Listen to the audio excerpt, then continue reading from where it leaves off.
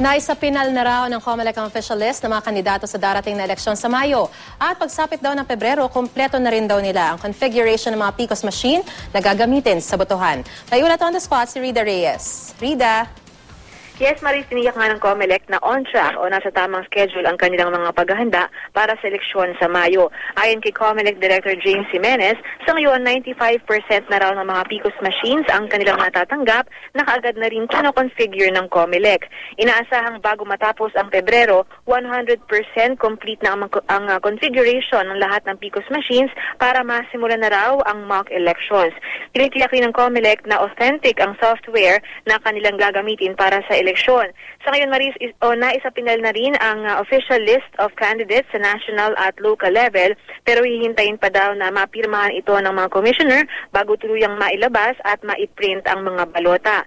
Nauna lang na-identify ng COMELEC at ng PNP ang mahigit 800 lugar na isa sa ilalim sa kanilang election watch list o yung tinatawag na hotspots. Ito raw ang mga lugar na pasok sa kategorya ng isang hotspot dahil may history of violence, presence of intense political rivalries, at presence of armed groups. Pero habang lumalapit daw ang eleksyon, inaasahan na mas mababawasan pa ang bilang na yan, depende raw sa kanilang magiging monitoring sa mga naturang lugar. Gaya ng inaasahan, katuwang nila ang PNP sa pagpapatupad ng security measures sa pagpapanatili ng kaayusan sa mga naturang lugar. Maris?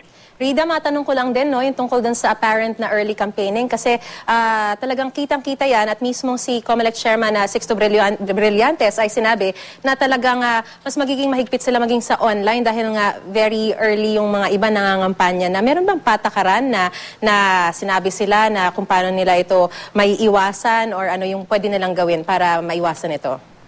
Actually, mas pinaigting nila ang campaign rules nila, Maris, at talagang sabi nga nila ay marami raw magbabago. Yan yung nasasaad dun sa Resolution 9615 na kanilang inilabas para, particularly para sa eleksyon na ito sa Mayo. No? At kasama nga dyan, natututukan ng COMELEC itong online campaign para daw malaman kung magkano yung magagastos mo sakali ng mga politiko para ma-monitor.